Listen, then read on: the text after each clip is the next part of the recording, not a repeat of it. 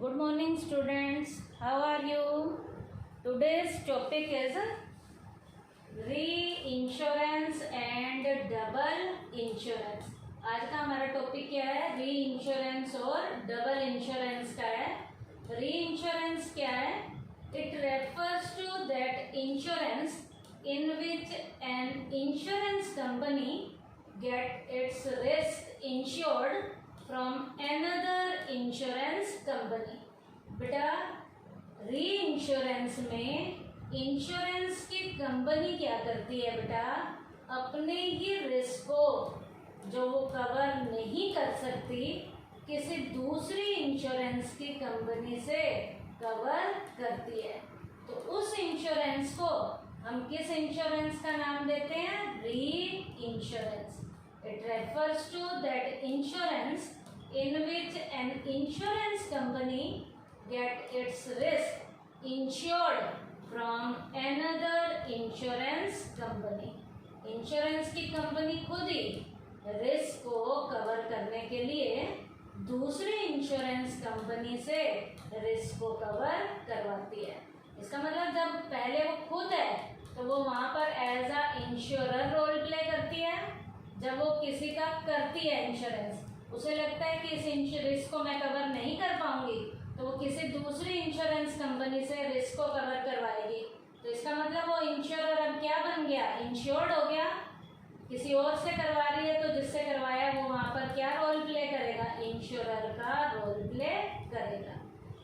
और फिर जब लॉस होता है तो इंश्योरेंस कंपनी क्या करती है? कुछ को तो खुद कवर करती है जितना कर सकती है, और जो वो खुद नहीं कवर कर सकती वो दूसरी कंपनी से लेकर रिस्क को टाइमली कवर कर देती है. तो इस इंश्योरेंस को किसका नाम देते हैं? री इंश्योरेंस का नाम देते हैं. अब री इंश्योरेंस में ओरिजिनल एक इंश्योरेंस होगा, एक री इंश्योरेंस कॉन्ट्रैक्ट होगा. तो ये जो डायग्राम है जिसमें इंश्योरेंस कंपनी, इंश्योरेंस कंपनी यहाँ पर दो रोल प्ले कर रहा है, इंश्योर्ड और insurer. Business unit as a insured role play कर रही है. यहाँ इंश्योरर सी इंश्योरेंस कंपनी है, ये इंश्योर्ड बी इंश्योरेंस कंपनी है, ये बी इंश्योरेंस कंपनी इंश्योरर भी है, और यहाँ इंश्योर्ड कौन है? ए कंपनी लिमिटेड. तो ये डायग्राम किसका है? री इंश्योरेंस का है. तो इसका आप एक एग्जाम्पल भी दे सकते हो. मान लीजिए ए नाम का व्यक्ति जो है बी इंश्योरेंस कंपनी से इंश्योरेंस करवाता है. तो बी कंपनी को लगता है कि मैं ए के रिस्क को कवर नहीं कर सकती. मान लीजिए वो मकान का 5 लाख का बीमा करवाता है, उसे लगता है कि मैं 2 लाख का या 3 लाख का रिस्क कवर कर सकती हूँ. तो वो कंपनी खुद तो 2 या 3 लाख का रिस्क कवर करेगी 5 लाख में से. जितना उसको लगता है कि मैं नहीं कर सकती, तो वो दूसरी एक कंपनी उठाएगी, सी कंपनी, उससे जो है इंश्योरेंस करवाएगी, और टाइमली ए को जो भी लॉस होता है तो वो बी वाली कंपनी सी से कुछ लेकर और कुछ बी खुद रिस्क को क्या करेगी? कवर करेगी. तो ये टॉपिक हमारा यहाँ पे था री इंश्योरेंस. डबल इंश्योरेंस का क्या मतलब होता है? It refers to that insurance in which the same risk is insured by 2 or more insurance companies. बेटा डबल इंश्योरेंस में इंश्योरेंस में सेम वाले रिस्क को ही 2 या 2 से ज़्यादा इंश्योरेंस की कंपनी क्या करती हैं? कवर करती हैं. सेम रिस्क को 2 या 2 से ज़्यादा इंश्योरेंस की कंपनी जब कवर करती हैं तो उस इंश्योरेंस को कौन से इंश्योरेंस का नाम दिया जाएगा? डबल इंश्योरेंस का नाम दिया जाएगा. यहाँ पर भी एक एग्जांपल ले सकते हो. A person get its house insured from A and B insurance company for ₹40,000 and 60,000. 40,000 और 60,000 का वो दो कंपनी से इंश्योरेंस करवाता है अपने घर का. If that person suffer a loss of ₹40,000 और यदि उस इंसान को 40,000 का नुकसान होता है due to the damage to his house, then he can either claim ₹20,000 each from both the company, or he can compensate his loss by claiming ₹40,000 from one company only. 40,000 और 60,000 का जो उसने करवाया है तो उसका 40,000 का लॉस है, या तो दोनों कंपनियां 20,000 मिलके देंगी या एक ही कंपनी आपसे सहमति से 40,000 के उसके रिस्क को क्या कर देंगी, कवर कर देंगी। तो इसका मतलब सेम रिस्क को दो या दो से ज़्यादा कंपनी से, इंश्योरेंस की कंपनी से जब कवर किया जाता है, इंश्योरेंस करवाया जाता है, तो उस इंश्योरेंस को कौन से इंश्योरेंस का नाम देते हैं, हम डबल इंश्योरेंस का नाम देते हैं। ये जो है दो कंपनी से करवा रहे हैं इंश्योरेंस, या तो ये दोनों मिलकर अपने रेशो में इसके रिस्क को कवर करेंगे, या दोनों आपसी रजामंदी से कह देंगे कि एक दूसरी को कह देगी कि आप रिस्क को कवर कर दो, तो दोनों में से एक कंपनी भी सारे रिस्क को क्या कर सकती है, कवर कर सकती है। तो ये हमारा टॉपिक क्या था, डबल इंश्योरेंस का था। डबल इंश्योरेंस क्या है, it refers to that insurance in which the same risk is insured by 2 or more insurance company. Same risk को दो या दो से ज़्यादा इंश्योरेंस की कंपनी से क्या किया जाता है, कंपनसेट करवाया जाता है, इंश्योरेंस करवाया जाता है। उसके बाद बेटा अब हम करेंगे डिफरेंस बिटवीन री इंश्योरेंस एंड डबल इंश्योरेंस। री इंश्योरेंस और डबल इंश्योरेंस में डिफरेंस क्या है, बेसिस ऑफ डिफरेंस की हेल्प से टी शेप में हम करेंगे।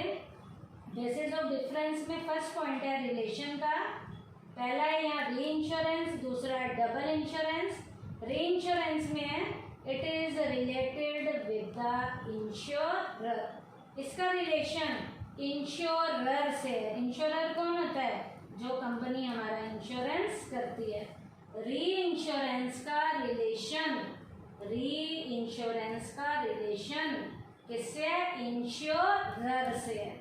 और डबल इंश्योरेंस का it is related with the original insured, इसका रिलेशन ओरिजिनल वाले इंश्योर्ड से है। इंश्योर्ड कौन होता है, जो अपना इंश्योरेंस करवाता है, खुद का या अपनी प्रॉपर्टी का, किसका, तो इसका रिलेशन ओरिजिनल वाले किससे है, इंश्योर्ड से है।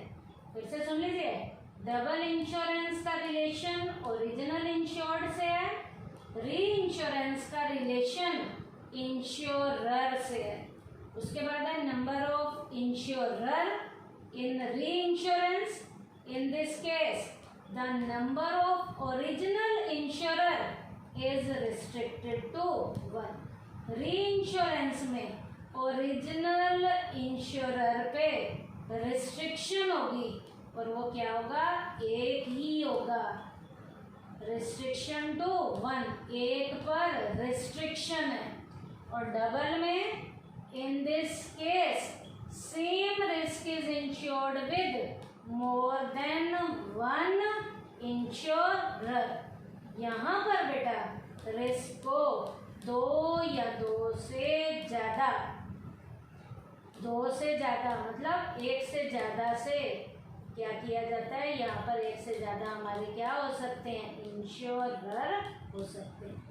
यहाँ एक पर रिस्ट्रिक्शन है, यहाँ एक से ज़्यादा इंश्योरर हो सकते हैं। उसके बाद है position of original insurer.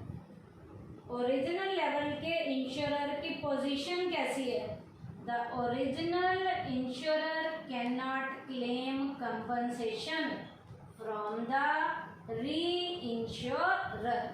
Original insurer जो है री इंश्योरर से किसी भी तरीके का कंपनसेशन का क्लेम नहीं कर सकता।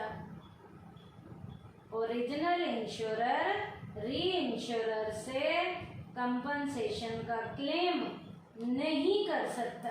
और इधर original insurer can claim the compensation from all the insurer, हर एक से वो इंश्योरर से कंपनसेशन का क्लेम कर सकता है, but not more than the amount of actual loss. लेकिन जो भी वो कंपनसेशन लेगा ज़्यादा से ले सकता है, लेकिन एक्चुअल लॉस से ज़्यादा के अमाउंट को वो कवर नहीं कर सकता। एक्चुअल लॉस तक का ही कंपनसेशन ले सकता है। उसके बाद है utility. Reinsurance, it is beneficial for insurance companies. Reinsurance को जो फ़ायदा है रीइंश्योरेंस का, वो इंश्योरेंस कंपनी के लिए फ़ायदेमंद होता है। Reinsurance it is beneficial for insurance companies. और double insurance it is beneficial for the general public in case of life insurance only. यहाँ पर आम लोगों को ही फायदा होता है। और कौन से इंश्योरेंस में? लाइफ इंश्योरेंस में। डबल इंश्योरेंस का बेनिफिट जनरल पब्लिक को होगा, री इंश्योरेंस का बेनिफिट किसको होगा? इंश्योरेंस कंपनी को होगा। तो आज के टॉपिक में हमने क्या किया? री इंश्योरेंस और डबल इंश्योरेंस किया है, री इंश्योरेंस का मीनिंग किया है, डायग्राम बताया है और एक एग्जाम्पल था। डबल इंश्योरेंस मीनिंग और एग्जाम्पल था और डायग्राम भी है इसका। और फिर टी शेप में हमने डिफरेंस किया री इंश्योरेंस और डबल इंश्योरेंस का। बेसिस ऑफ डिफरेंसेस की हेल्प से किया है। बेसिस ऑफ डिफरेंस के पॉइंट में पहला रिलेशन है, दूसरा नंबर ऑफ इंश्योरर है, तीसरा पोजीशन ऑफ ओरिजिनल इंश्योरर है, फोर्थ है यूटिलिटी। थैंक यू बेटा।